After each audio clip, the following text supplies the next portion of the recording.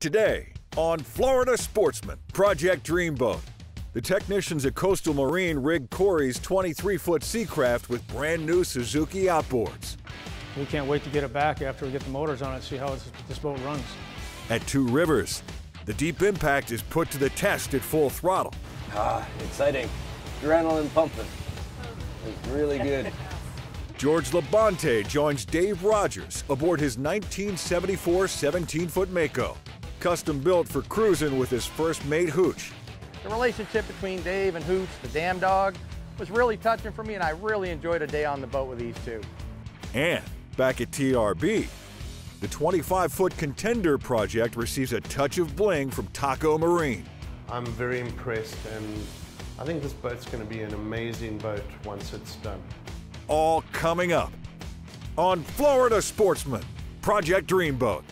Join us as we follow one-off builds to all-out restorations in Stuart, Florida's Dreamboat District, home to some of the best custom boat builders in the world. From modest to over-the-top, industry experts from the district's premier facilities show how it's done. Fiberglass repair, custom paintwork, engine rigging, electronics installations, and more. And boating editor George LaBonte shares the stories of boaters who have already turned their dreams into reality. This is Florida Sportsman Project Dreamboat. Now that we finished up the wiring on Cory's 23 Seacraft, we're getting ready to send the boat over to Dave at Coastal Marine. They're in the district right here, they're only a street away. And Jarrett's on his way over to pick the boat up, and we can't wait to get it back after we get the motors on it and see how this boat runs. Hey guys, Jarrett Helms here, rigger over at Coastal Marine in Stuart.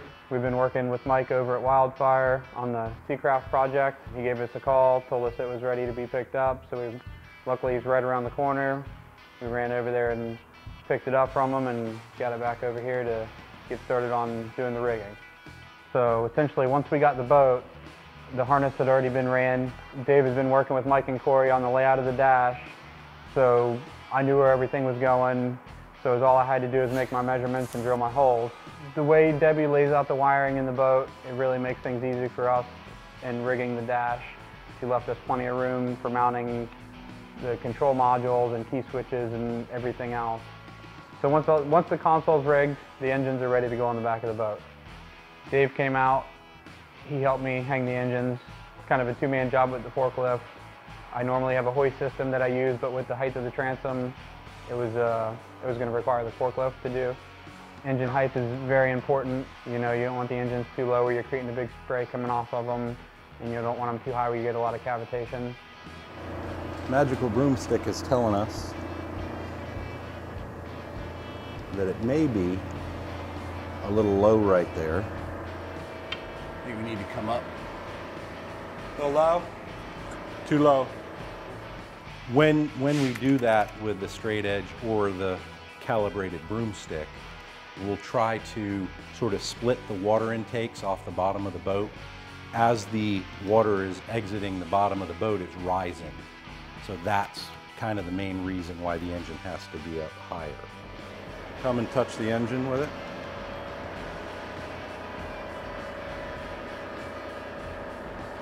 That should be pretty good with that gear case. That's usually good for being super close, maybe having to come up or down a hole.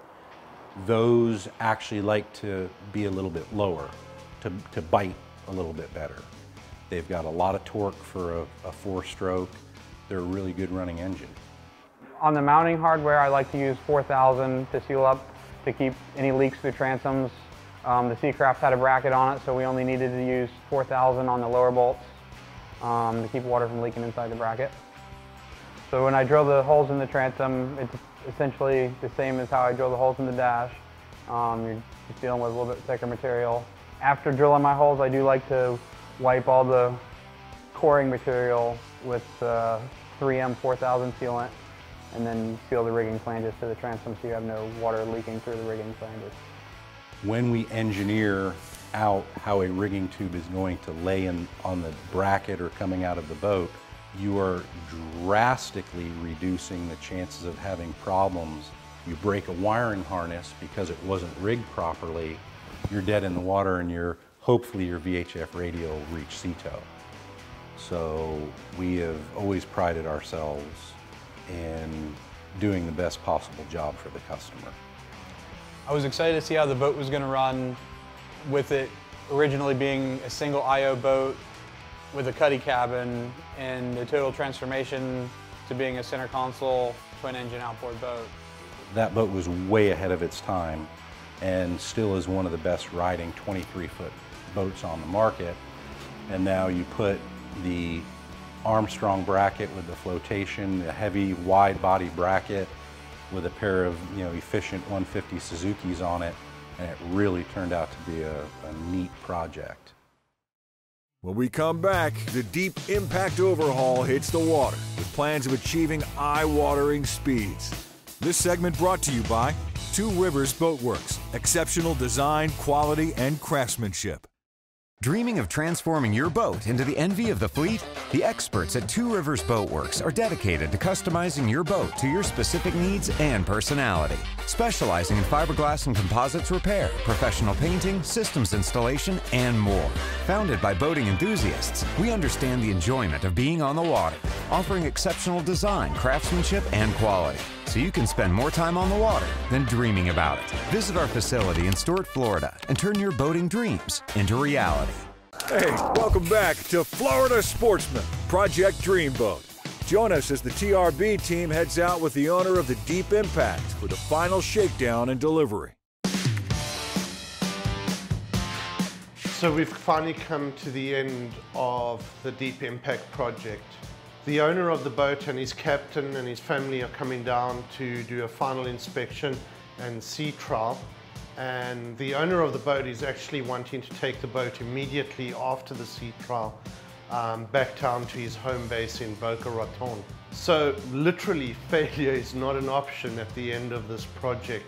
I've handed it over to my guys. It's really up to them to make sure that they don't mess this up and we get this done perfectly first time. So we've got Bobby coming along with us. He started at TRB a little while ago. He's got a super knowledgeable background when it comes to the racing stuff. Being that this boat's got quad 400 racing motors on it, we needed to make sure that Bobby was with us to get the max performance out of this boat and to see what she can really do. I'm Bobby Adams. I come from a background of performance offshore boat racing. I work with some of the greatest teams out there in the world, world-renowned Miss Geico, world-renowned Spirit of Qatar. Once you obviously get into that lifestyle, you're kind of hooked into it, and speed's like the #1 thing you want. You want to be the fastest boat out in your class. You want to be the first one out front. You want to be the first one to finish. It's just a speed factor. It's stuff that I enjoy, and you can't take that away from me. So from the owner, Tim, I could tell that he was just ready to get on this boat and go fast. When he saw the boat, he was more than blown away and super happy to get his boat back. Welcome aboard. Woo! 2 years, beauty. 2 years. Beautiful. 2 years. Absolutely amazing. So my role the day that we took the Deep Impact out was to go out with the owner and the captain and kind of go over with the owner what we've done, all the changes we've made to the boat, and run the boat to get it as efficient as possible to run the maximum amount it would let it. Because Bobby's going to be on this side with you, and he's going to be doing a lot of the tuning. So he's going to be, trying to reach above that 80-mile-an-hour mark. It's literally right over there. It's maybe a 3 or 4 minute boat ride, and we have a huge straightaway. As soon as actually we get out that red marker right over there, we go fast. I knew he's been waiting to get on his boat for a long time. Now that it's finally ready, he's got ants in his pants, and I could just see he's one to go.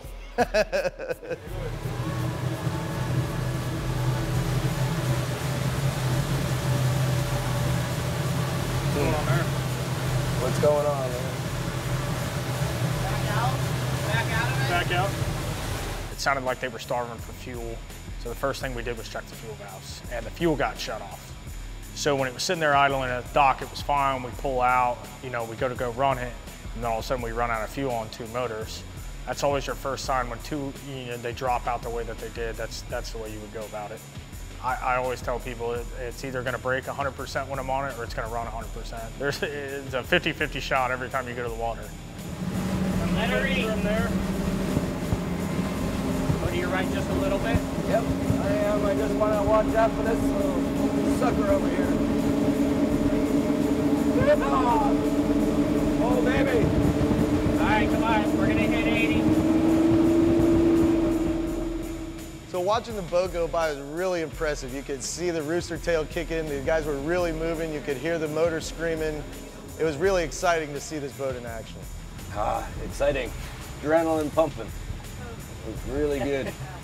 I was hoping to see 86 out of the boat. We got pretty close. But I mean, still it's a 39-foot boat with 1,600 horsepower doing 80 miles an hour, and anyone can do it. And that's a big thing. You know, being able to add jack blades and stuff like that and make the boat perform the way it should, and you don't look back and say, man, I wish that boat was a little bit faster. Sometimes you say, you know, I can't believe that boat's that fast. It was amazing how much it picked up. Just took off like a rocket ship, and a lot of good, strong brass to it. It was really, really nice. The sea trial was a success on the deep impact. The owner was happy. They ran the boat. They got about 86 miles an hour out of it. Pretty fast as far as we understand. It may be the fastest deep impact out there at the moment. But man, was I really happy to see the back of it. When we return, George LaBonte joins Dreamboat owner Dave Rodgers aboard his 1974 17-foot Mako. In this week's One Man's Dreamboat segment. This segment brought to you by Taco Marine, innovative quality products with extraordinary service. Safety is paramount when boating. That's why Taco developed the Grand Slam 800 VHF antenna mount. Easily raise and lower your boat's antenna by simply unlocking the crank handle from the base and turning. It's quick, easy, and best of all, safe. No more climbing on gunnels, seats, or tops just to adjust your antenna. Find out more about the Grand Slam 800 VHF antenna mount at tacomarine.com. Welcome back to Florida Sportsman Project Dreamboat. Join us for this week's One Man's Dreamboat segment with Florida Sportsman boating editor George LaBonte as we feature anglers who have already launched their dream. Florida Sportsman began these features 30 years ago, and the dreams just keep getting better. On last week's show, we had a look at a beautifully restored 17-foot Mako. And as we said, that boat was restored for a number of reasons. And one of the reasons why we see a lot of 17 Makos is because they're really easy to get your hands on and not overwhelming. And this week, we're going to have a look at a second 17 Mako built by a guy, but the story goes a little bit deeper than what we're normally used to looking at. Today, we go to Fort Pierce, Florida, and meet up with Dave Rodgers and his dog, Hooch. 5 years ago, I found myself single, and a friend had mentioned fostering a dog, something I had done years ago. I thought, what the heck? So I went down to the Humane Society. My friend had already told me about this dog named Hooch.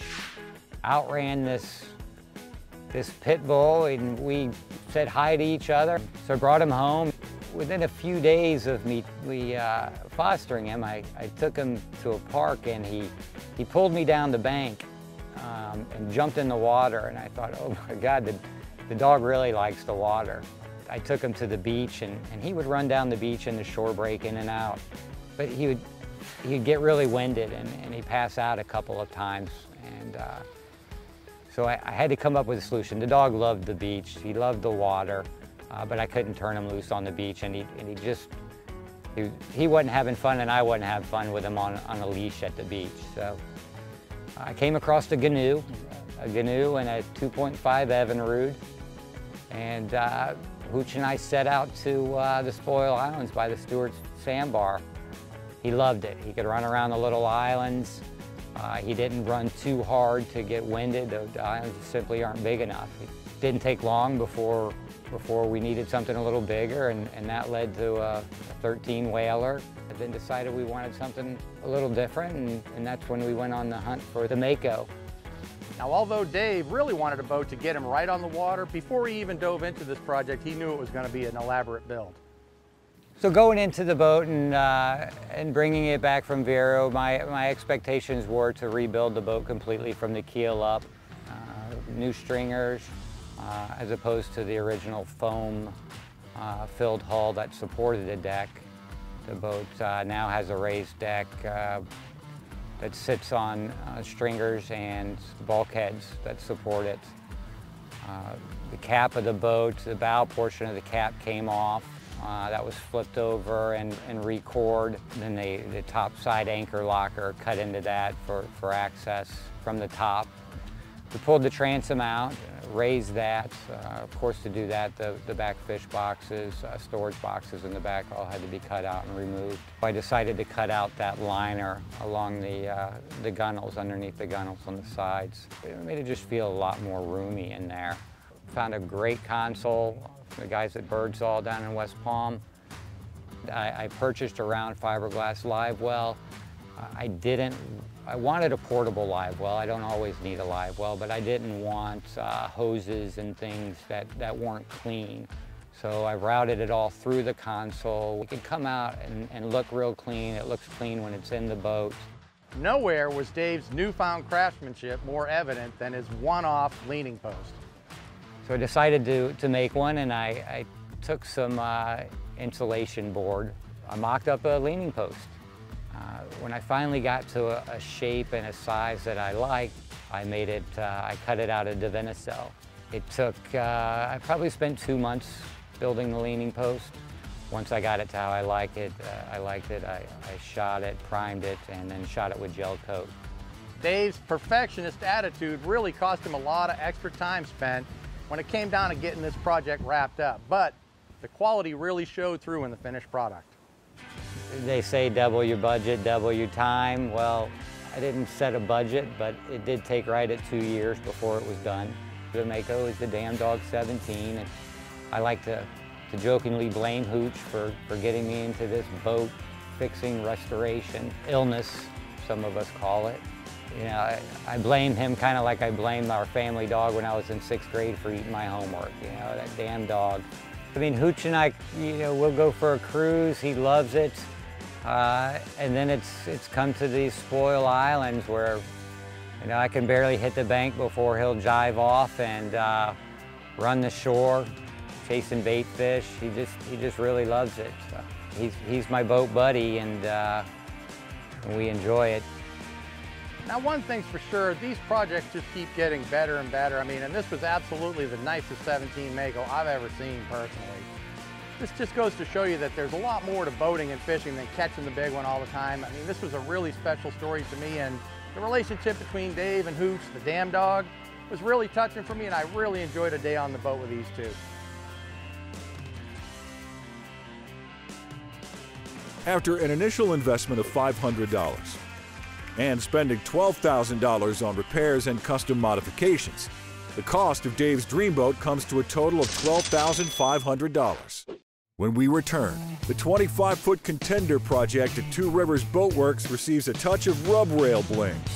This segment brought to you by Suzuki Marine, the ultimate outboard motor.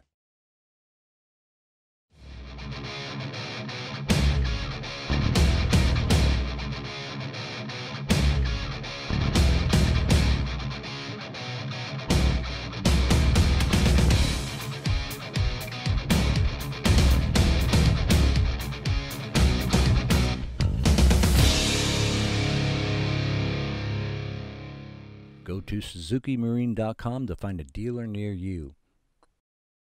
Welcome back to Florida Sportsman, Project Dreamboat. Join the crew at TRB as they install a custom stainless rub rail insert on the 25-foot Contender project. So we recently got the 25 Contender back from Birdsall. They did a fantastic job on the T-top. The new frame looks amazing, it's nice and clean. I like the lines of it. I'm really very impressed with the work that Bobby and his crew did down there. So we've got the rub rail, the plastic part of the rub rail on the boat, and it looks great. And now comes the complicated part of putting the stainless steel insert in from Taco Marine. So there's a lot of complicated bends towards the stern of the boat, some 90-degree bends and that, where the rub rail actually has to be cut and welded We've decided to call in some experts who do some great work and let them come in, cut and weld the rub rail and get it done. The process of installing the stainless steel insert is begun at the transom by making the first 90-degree bend. It's crucial to make sure that hole openings will not be at the center of the bend, as this will cause the metal to buckle. Also, hole openings must not overlay the screws that hold the current rubber backing into place. Once positioned, stainless screws are used to secure the section into place.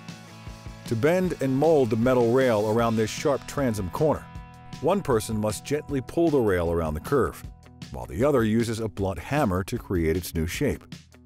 Done properly, this bend will be smooth and seamless. Next, the first hard shear line change is encountered. Here, the rail is marked and cut perfectly to match the angle. The next section must also be cut to match this angle, keeping in mind to space screw holes accordingly. To properly plan for where each stainless section will meet, the bow portion is now mocked up. The rail is evenly positioned, keeping in mind hole openings should be clear of the bend and not overlap existing screws. Once again, the rail is secured and carefully shaped around the curvature of the hull. Once complete, it's on to the midsection, mounted along a subtle shear line change. Slightly tweaking the rail as it's secured is enough for proper fitment. Now it's on to welding the stainless cut earlier. For support and protection of the boat, the metal is pulled back and a thin piece of wood is placed behind it. The welder then carefully bonds the two pieces of metal together. The last section must now be cut to the shear line angle and length needed to complete the insert, then precisely welded at the joint. Now unified as one solid piece, this section must be removed in order to properly blend the sections of stainless. First, an abrasive sanding wheel is used to clean and flatten the weld. Then, a finer grain sandpaper disc is used to further perfect the joint, making it appear seamless. Once satisfied, a polishing compound and buffing wheel are used to bring back its original luster and shine. Finally, this completed section is secured back to the boat, and the process is repeated on the other side. Keith Tannis and the guys from Coastal Metalworks Inc. did a fantastic job on the rub rail insert. It really has pulled the whole boat together. I'm very impressed, and I think this boat's going to be an amazing boat once it's done.